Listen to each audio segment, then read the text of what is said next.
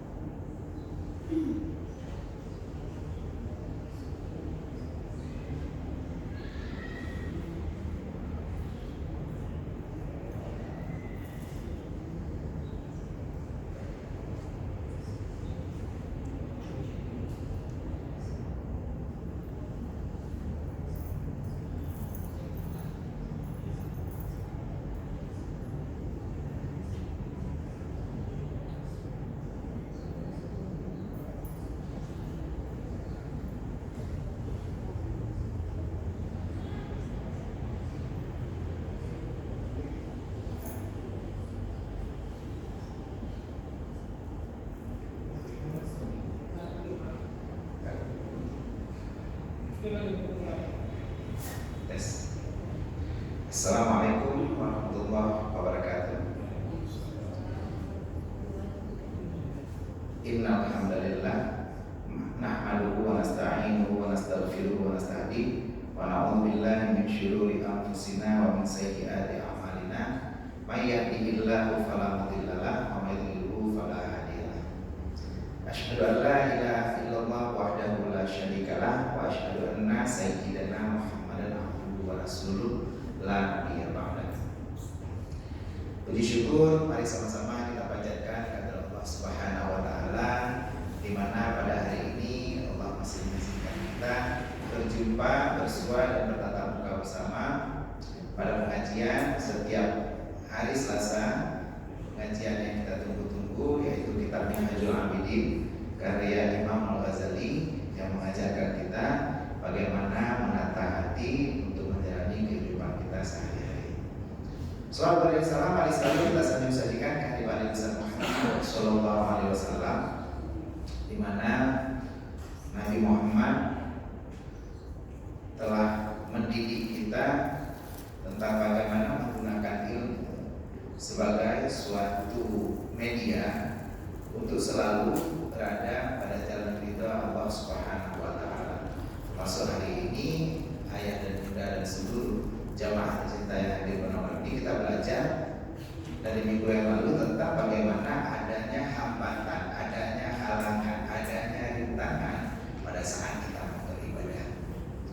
Pengajian minggu lalu kita sudah bercerita tentang ada 4 halangan, bukan halangan yang bisa dihilangkan dengan softtek, bukan ya, tapi halangan yang menunda dalam kita beribadah. Ada 4. Yang pertama dunia, yang kedua makhluk, yang ketiga syaitan, dan keempat nafsu. Malam ini akan kita coba bahas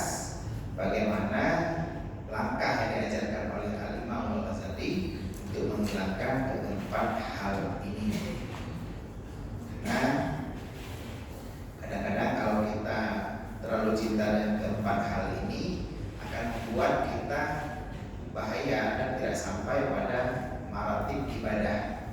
Sama seperti kita terlena dengan yang namanya uang, misalnya nanti dijelaskan juga tentang uang. Jadi terlalu cinta juga nggak bisa. Cinta tidak mengenal warna kulit, tapi mengenal warna duit. Jadi tahu uang 100.000 itu merah, uang 50.000 itu biru, tahu. Jadi makanya mudah-mudahan kita bisa belajar malam ini sebagaimana diajarkan oleh Al-Imam Al-Ghazali.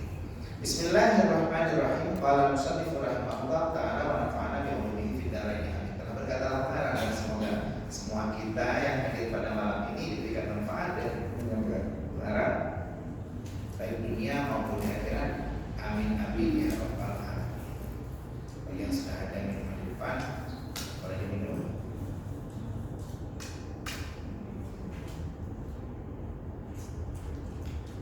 Sambil menunggu mungkin lagi ada jadi snack itu kita bisa minum aja. Maka menilik ia. Jadi ceritanya saat kita mau beribadah, kita menilik artinya melihat apa yang terjadi. Maka tiba-tiba ia ada empat halangan dalam kita beribadah. Pertama dunia, dan kedua makhluk, dan ketiga syaitan, dan keempat nafsu. Maka berkehendak tak dapat tiada daripadanya kepada yang menolakkan akan segala mendekahkan dia ini. Jadi saat kita berjumpa dengan rintangan ini, kita berhajat kepada sesuatu yang dapat menolak empat hal ini. Wadai kamu kok dengan berhalnya, yaitu dunia, makhluk, syaitan dan juga nafsu, berhajat kita untuk menegakkan daripada bermacamnya dan menghilangkan dia, bukan hanya menegak, bukan hanya mencegah, tapi kalau bisa kita hilangkan benade dengannya medin dalam ibadah dengan perkaranya. Dan jikalau tak dapat ia mendatangkan kelepasan dan tempat aman baginya pekerjaan daripada ibadah. Jadi menyertai orang selesai dari perkara ini, maka tidak akan aman, tidak akan tenang, tidak akan tentram dalam banyak beribadah. Dana sembahyang, dana sedekah, dana ijah umrah, dana ijah haji, dan kemanapun kita mau lakukan ibadah, kalau masih ada empat hal ini, maka terjadilah rintangan. Maka menghadapkan dia di sini oleh Uqbatul Awaid namanya. Jadi kata Imam Al-Ghazali, empat hal ini disebut Uqbatul Awaid. Artinya penghalang daripada tujuan. Jadi kalau kita sudah berjumpa dengan empat hal ini, kata Imam Al-Ghazali, kita berjumpa dengan Uqbatul Awaid namanya. Maka berkehendak ia kepada memutuskan dia dengan empat perkara. Empat perkara yang menghalangi kita ibadah tadi harus diputuskan, harus dihantam, harus dihancurkan oleh empat perkara lainnya. Jadi memang empat perkara baru bisa dihancurkan oleh empat perkara lainnya. Pertama, tadi halangan pertama yaitu dunia. Dunia dihapuskan dengan apa? Pertama, sunyikan daripada dunia, yakni tinggalkan dia. Apakah tinggalkan dia dengan meninggal dunia? Bukan dengan cara seperti itu. Artinya tidak langsung kita harus bunuh diri supaya kita tinggal daripada dunia. Artinya tinggalkan dia daripada hati kita. Kita boleh masih bergerak dengan dunia. Kita masih pakai baju, masih ada dunianya. Masih ada surban kita, masih ada lidah kita, masih ada selendang kita, masih dunia. Kita masih pakai kain sarung, masih dunia. Kita masih pakai peci, masih dunia. Kita masih bicara dengan mic, masih dunia. Kita masih direkam dengan HP, masih pegang HP, masih dunia. Masih makan, masih minum, masih dunia. Kita selama ini sakit, butuh obat. Bahkan kalau obat yang paling manjur itu obat segala macam penyakit, obat merah jam 2 bapak-bapak, yaitu Soekarno-Hatta, Onmira. Ya karena Onmira, obat merah itu biasanya pulih menurut sakit gitu. Apakah kita suka uang masih dunia? Masih dunia. Tapi tinggalkan dia, tanggalkan dia, bukan hanya tinggalkan, tapi tanggalkan dia dari hati kita. Baiklah lama kita. Jangan sampai menahan adanya kita nggak ibadah. Kita suka makanan, kita suka kue, boleh. Tapi baik sampai begitu malamnya bisa anak kue, hanya tidak kue, rumah anak apa malam anak kue, enggak. Artinya posisi kita tetap dalam rangka beribadah. Dunia kita jadikan sebagai mazra'atul akhirah. Dunia kita jadikan untuk tempat bercocok ladang kita untuk menuai akhirat. Kalaupun kita mau mengaji, begitu mengaji, maka kalau ada di masjid Gede Aceh, suasananya nyaman, masjidnya indah, rapi, bersih. Habis itu suasananya dingin, sejuk, bersih, ada ambalnya, ada Teguh Muhammad yang rajin bersihkan, ada Teguh Royani yang merdu suaranya memanggil orang kita untuk azan, untuk sholat. Kita senang dengan suasana ini, walaupun itu bagian dari dunia. Selama itu membuat kita nyaman, tidak apa-apa. Yang jangan kita tergantung, begitu AC mati, Anda dan sembahyang di masjid, lampu mati, Anda dan sembahyang di masjid. Tiba-tiba suasana masjid, mana tahu nggak ada yang beli, Anda dan beli sembuh, sebangsa, Anda beli agak kudo masjid mungkin tidak satu. Lalu kita tidak semangat dalam beribadah, jangan, karena dunia menjadi pelengkap bagi kita beribadah, tapi tidak melekat di hati kita. Bahkan galak semua berdengku takai buat sirodengku. Nah, sirodengku kita favorit kita, idola kita. Saat dengku yang sempur kayak nyemangat, lucu, senang, bahagia, nyaman, kita berada bersama dengku itu. Tapi itu juga bagian daripada wasilah. Artinya, baik sampai pada orang yang sempur, kita nggak mau dengar. Kita idola dengan satu orang boleh. Oh galak, ada dengar Pak Abu Pasi tadi siang di Masjid Islamic Center misalnya. Kalau bukan Abu Pasi itu nanti itu lampeng. Enggak juga. Siapapun yang mengaji, tujuan kita akhirat. Kalaupun kita suka dengan seseorang, dengan cara penyajiannya, saya suka dengan Ustaz Abu Somad, saya suka dengan Ustaz Bulan misalnya, boleh, karena itu wasilah. Tapi tanpa itu tujuan kita tetap akhirat. Dan jangan lupa dengan tujuannya. Sama seperti kita pergi ke Medan. Kita target pergi ke Medan. Kenapa? Kita ada keperluan di Medan misalnya. Target kita supaya kita nyaman, kita perginya dengan mobil double decker misalnya, seperti Star misalnya. Tiba-tiba kita udah sampai tunggu di terminal, mobilnya nggak ada. Karena kita tujuannya ke Medan, yang naik LRT walaupun mau bayar kocok kita tetap naik. Kenapa? Tujuan kita adalah sampai ke tempat. Nah itu juga dengan tujuan kita akhirat. Target kita ke akhirat, kita pergi sholat berjamaah di masjid. Supaya nyaman, kita pengennya pergi naik Honda. Kepengennya masjidnya yang nyaman, yang dingin. Tapi tanpa itu pun kita tetap akan lakukan ibadah karena tujuan kita akhirat. Jangan sampai dunia ini membuat kita lupa akan tujuan. Karena dunia ini hanya wasilah, dunia ini hanya perantara. Maka kalau kata Imam Ghazali, pertama untuk kita menghilangkan uqbatul awal, yang pertama yaitu sunyikan daripada dunia, yakni tinggalkan dia. Artinya tanggalkan dia, bukan hanya tinggalkan, tapi cabut dia dari hati kita. Jangan sampai kita tergantung pada dunia. Ya silakan. Bekerjalah kamu seolah-olah kamu hidup selamanya. Luar biasa. Dan beribadahlah kamu seolah kamu mati besoknya pergi ya. Cakep. Luar biasa. Bagus ya. Jadi kalau yang disampaikan oleh Ayah Sanyo memang betul sekali. Bekerjalah kamu seolah-olah kamu hidup selamanya, tapi beribadahlah kamu seakan-akan kamu mati besok. Ya. Jadi bagaimana saat kita kun fi dunia ka'annaka ta'isyu abada? Bagaimana jadilah kamu di dunia seakan-akan kamu hidup selama-lamanya. Tujuannya ini semangat kita untuk bekerja di dunia. Jangan dibalik, artinya jangan sampai saat kita ada kerja, aku udah kerja itu sekarang di bangunan gitu, rumah orang, ini kok ada dong, jatuh apa yang awalnya pakai dengan harta warisan, bekerja bangunan gitu. Nah, dorong ingin nggak gitu. Jadi posisi kita ini adalah bagaimana memisahkan dan memilahkan hati-hati kita saat kita beribadah dan saat kita mencari harta di dunia, mencari kehidupan di dunia. Saat kita bekerja di dunia, kita harus punya semangat seakan-akan kita hidup selamanya. Kenapa? Pertama, niatkan kerja kita itu ibadah. Wadah dan bismillah dan kerja kita niatkan, ya Allah, kuronyo lunak kerja dengan apapun pekerjaan kita. Pak Jamal misalnya, beliau pergi ke LP ke penjara. Beliau masuk penjara tiap hari, tapi sebagai pekerja di penjara, bukan masuk penjara dihukum. Ada orang yang masuk rumah sakit tiap hari seperti Fauzan adik saya, tapi karena beliau dokter, bukan masuk rumah sakit karena sakit.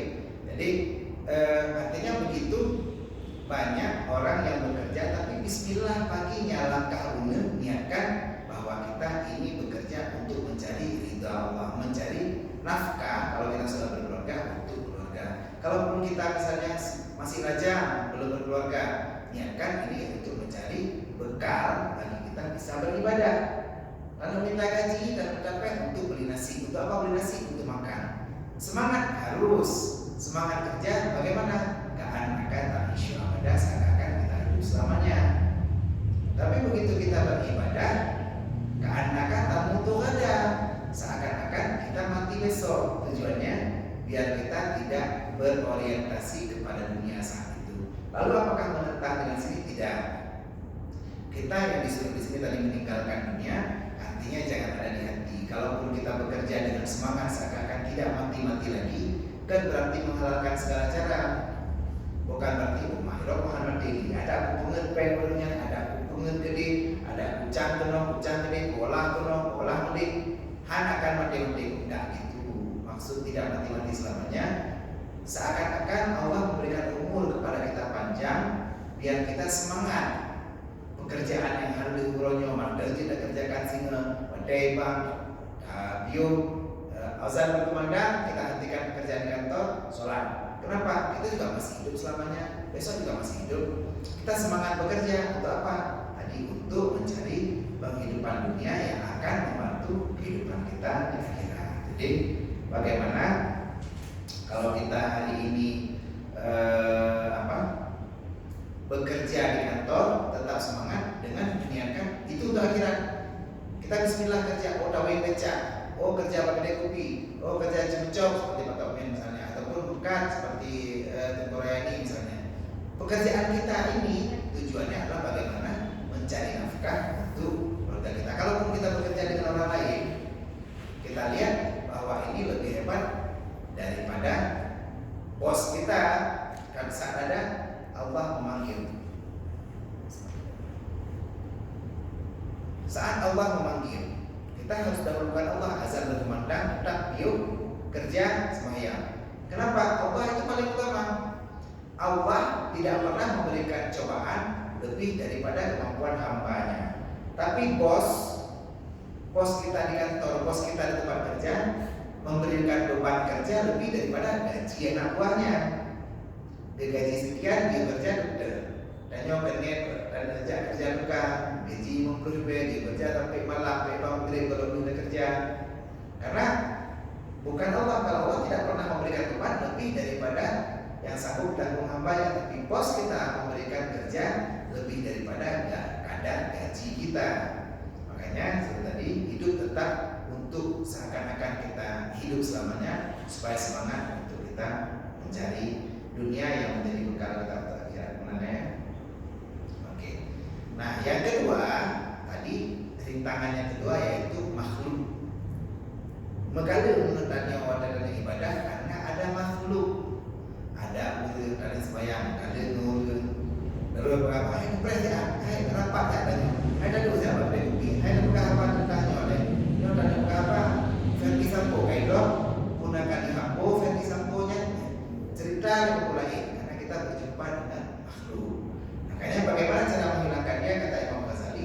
Dan kedua, asing daripada makhluk. Artinya kita mengurangi intensitas kita bersosialisasi dengan makhluk. Ini pelajaran ilmu tasawuf. Jadi seperti pelajaran Ayahanda beberapa minggu lalu tentang uslah. Artinya kita harus habis-habis dari uang Yahudi. Bedanya dari bank, dari kumu mana sampai kumu ASEAN malam dan mana Yahudi. Kenapa? Karena kita asing selalu mencari komunitas, selalu kepengen bersosialisasi. Bahkan kalau ibu-ibu sosialita, kepengen selalu bersosialisasi dengan orang-orang tidak perlu. Justru makhluk ini menjadi muqbatul awaid yang kedua, menjadi hambatan yang kedua. Kalau kita mau ibadah, yang bele bercengkrama dengan makhluk. Urun mulai belajar dari kopi, ada dua kedai kopi sehat punah hai. Lu nak jauh umrah, rencana lu nak jauh umrah 7 November 2022, padu biaya mulai belum 8 juta. Oh ya, jejak macam berangkat. Silakan tanya terus apa yang perlu tanya. Setelah itu, kabeh belum pakai berangkat ke masjid, mulai sholat, misalnya jam 10 sholat duha, setelah itu ambil Quran, ngaji. Walaupun nggak lama, ngaji 1 halaman, kalau sanggup 1 lembar, kalau sanggup lagi 2 lembar, baru sholat tobat, kalau Quran, baru berangkat lagi. Artinya jangan sampai pada dadu kedai kopi, bengih dulu kedai kopi, dan kopi pancung dari bengih dadu sampai malam berlinan, mulai dadu itu. Jadi kaya dapat gaji kopi di dapat pulsa wifi kau nak beli kenapa kan lalu kita tapi nyata nonton main poker dan apa?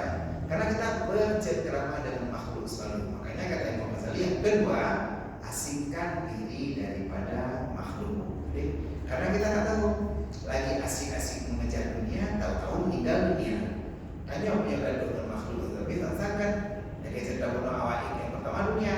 Makanya kita selalu ingat orientasi kita ada waktu akhirat, ada waktu akhirat sebisa mungkin.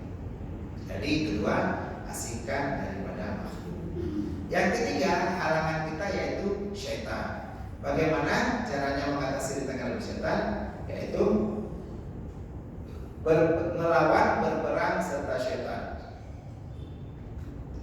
Jadi syaitan ini selalu memaksa manusia, selalu menggoda manusia dari zaman masa Nabi Adam. Dia nggak bisa masuk ke Adam, masuk melalui Hawa. Artinya kadang-kadang kita dan syaitan tidak mau rumah tuh. Makanya syaitan ini harus dibasmi, harus berperang melawan syaitan. Karena walaupun syaitan minal jinnati wan nas, walaupun syaitan itu berbentuk jin atau manusia. Jadi rumah dan yang dipaksa dan nyopang udah pendek belum. Jadi ingat pepatah, diam itu emas. Makanya kalau istri kita minta emas, diamkan saja, bener. Karena diam itu emas. Jadi nggak usah ya berunding atau berunding. Udah belum. Igo berunding, kecuali igo berunding yang nanti kan. Jadi bagaimana kita bisa melawan syaitan ini, berperang melawan syaitan untuk menjadi penentu daripada halangan rintangan yang ketiga, yaitu rintangan yang ketiga baru bisa kalau kita berperang melawan syaitan. Jadi nggak boleh kita biarkan syaitan itu menghalabah,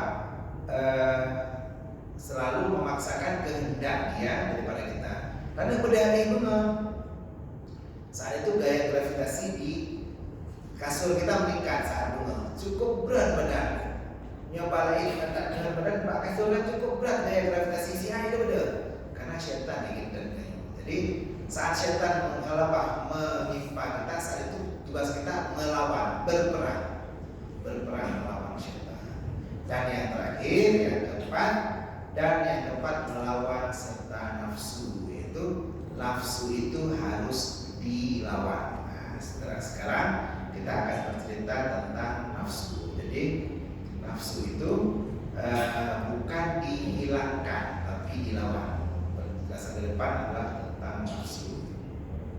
Jadi nafsu itu kan bagaimana kita melihat keinginan diri kita. Makanya kadang-kadang mohon maaf, misalnya ibu-ibu atau perempuan, penyakit perempuan itu dia suka tampil cantik, takut kelihatan jelek saat di luar rumah, tapi berdandan untuk suami sendiri dia malas. Jadi karena dia merasa dia kepengen tampil cantik di luar, saat di rumah mau bedak dia pakai daster, pada daster juga garu, menurut rumpah, pakai pula. Jadi bereksona juga pakai di rumah. Kenapa? Karena dia kepengen tampil cantik di luar, merasa di dalam cukup dengan inner beauty, cantiknya di dalam. Ada di luar nggak perlu, karena tadi karena inner beauty cantiknya di dalam. Nah ini bagian daripada hati kita, nafsu kita. Makanya Imam Ghazali menjelaskan di depan tentang bagaimana kita melawan hawa nafsu. Maka ada nafsu, maka ia atas rupa tubuhnya dan di dalam sekalian atrafnya, yakni tepi tubuhnya dan anggotanya. Jadi hari ini kita tahu diri kita nih, ada kepala, pundak, lutut kaki, kepala, pundak, lutut kaki. Kita tahu diri kita sekarang kan. Ada dua mata saya, hidung saya satu kan. Satu mulut saya tidak berhenti makan. Itu kita tahu tentang anatomi tubuh kita. Tahu nggak kita bagaimana bentuk nafsu? Nafsu itu kata Imam Ghazali bentuknya persis seperti tubuh kita dalam sekalian atrafnya. Jadi bentuk tubuh kita ini, pipi kita tirus misalnya, ataupun lagi bapau misalnya ataupun. Nah, nafsunya itu tinggi kita misalnya 167 seperti saya. Itu berarti nafsu kita tinggi 167. Tangan kita 4 atau 5 tangan kita 5, nafsu kita 5. Tangan kita puntung 1, nafsunya hilang di sini. Kita puntung tangan di sini nggak ada nafsu. Nafsu itu akan muncul di seluruh anggota tubuh kita sampai ke tepi-tepinya, sampai ke atraf-atrafnya. Jadi seluruh tubuh kita ini persis bentuk nafsu seperti bentuk tubuh kita. Jadi kemudian dijelaskan lagi. Kemudian bagi tubuhnya itu hati dan nafsu pula hati, dan hati nafsu itu berdiri di dalam hati tubuhnya. Nafsu itu juga punya hati seperti tubuh kita punya hati. Nafsu itu juga punya hati. Di mana hati daripada nafsu itu bersemayam? Di dalam hati di tubuh kita. Jadi nafsu itu mengcopy paste daripada tubuh kita. Kipat bentuk danyo. Tubuh danyo seperti itu. Di dalam tubuh danyo ada hati. Di dalam hati kita tuh ada hati si nafsu tadi. Dia berada di dalam hati kita. Bermula hati nafsu itu lain daripada hati tubuh. Berarti hati nafsu bukan hati tubuh kita. Hati tubuh kita, kalau hati bahasa Arabnya qalbun, artinya jantung kita yang berdenyut. Hati nafsu bukan yang itu. Hati nafsu yang berkehendak, yang kepingin. Seperti yang sudah tersebut pada kalangan ulama, tetapi dengan hati tubuh, dan ialah tempat ma'ani yang batinah.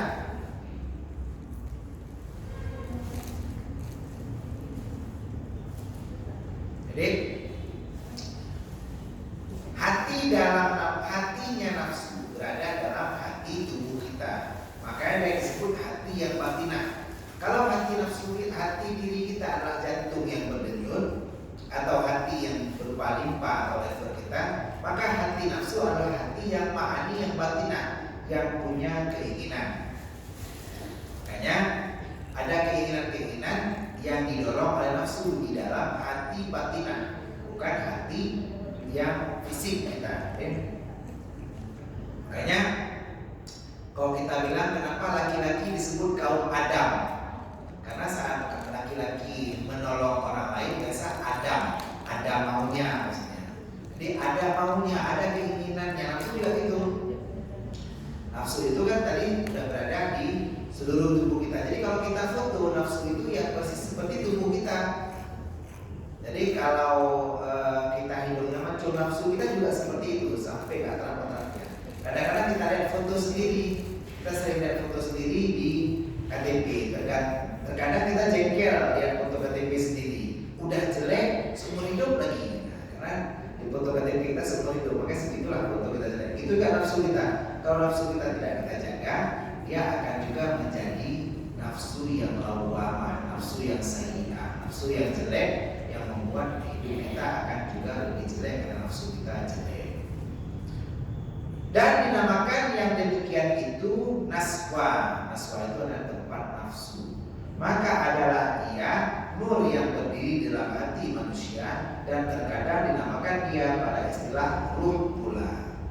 Jadi ruh, nafsu yang berada dalam tubuh manusia, yang hatinya tadi sama dengan hati manusia, disebut oleh para ulama sebagai naswa. Maka dia berdiri dalam hati manusia dan terkadang dinamakan pada istilah ruh. Jadi ada orang mengatakan nafsu dan ruh itu sama, karena ruh pun sama bentuknya seperti tubuh kita. Jadi kalau tubuh kita tanpa tangan, kayak mopok, nauzubillah mopok, putus jaro. Begitu putus jaro, maka di sini tidak ada ruh lagi. Ruhnya terbatas pada tubuh yang masih hidup. Di sini tidak ada ruh lagi. Makanya ada mengatakan nafsu itu sama seperti ruh pula. Dan adapun nafsu itu yang terlebih sangat daripada sekaliannya. Dan adapun di sini kita sambung menunjukkan karena pasnya dan itu. Nah, jadi mudah-mudahan kita bisa belajar terus dan kita bisa kontrol 4 perkara tadi, yaitu dunia dengan diputuskan, yang kedua yaitu makhluk yang ditinggalkan, dan syaitan yang dilawan, serta nafsu juga yang diperangi. Jadi mudah-mudahan kita bisa melalui perkara ini dalam melaksanakan ibadah kita. Mudah-mudahan hari ini ilmu kita yang pelajari bisa menjadi bahan motivasi diri kita. Tapi kita tidak perlu pamer kepandaian kita, merasa kita hebat dengan ilmu yang kita dapat, karena kepandaian kita itu sebenarnya seperti celana dalam. Kita perlukan, kita pakai, tapi tidak perlu dipamerkan. Jadi biar aja kita sendiri yang tahu, tidak perlu sok pandai, tidak perlu ilmu ini membuat kita makin bangga dan sombong. Dan Allah jaga ilmu kita agar tetap bermanfaat untuk diri kita dan keluarga serta teman-teman seperti kita. Kita bacakan Fatihah untuk kita semua yang ada di sini, niatkan hajat kita, mudah-mudahan Allah kabulkan dengan berkat Fatihah yang kita baca. Ila hadratin Nabi Mustafa Rasulullah sallallahu alaihi wasallam wa ala alihi wa azwajihi wa dzurriyyatihi ajma'in wa ala kulli sahabati wa tabi'in wa tabi'in tabi'in lahum bi ihsan ila yaumil wa ala abaina wa ummatina khususan ya tuti hajatina ya Allah bi berkat Fatihah kita dan juga hajatin Tengku Muhammad bin Tengku Yusuf Umar, Ibrahim bin Muhammad Syah, Ustaz Adi bin Awi bin M. Alimata, Iskandar bin Zakaria, M. Fauzan Azimah bin Amiruddin bin Haji Hamzah, Rasnijan bin Muhammad Daud, Sofyan bin Alamsyah, Jamaluddin bin Ishaq, Ismail bin Abdullah, Royani bin Radali, Nadira Fatana binti Royani, Adi Susanto bin Amran, Jamil binti bin Ismail, Asmaneza binti Hasballah, Misna binti Kasimun, Rahmah binti Muhammad, Ummi Salamah binti Hanafiyah, Syarifah Khadijah binti Said Ibrahim, Halimah binti Ali Basyar, Maisarah binti Rusdi Al-Qasim, Nurhayati binti Muhammadiyah, Usnaniyah binti Usman, Rosmaini binti Ismail, Salmina binti Abdul Muttalib. Ikuti hajatina ya Allah, berkati Fatihah kita ala hazin niyya wa kulli niyatin shalihah, ajma'in al-Fatihah.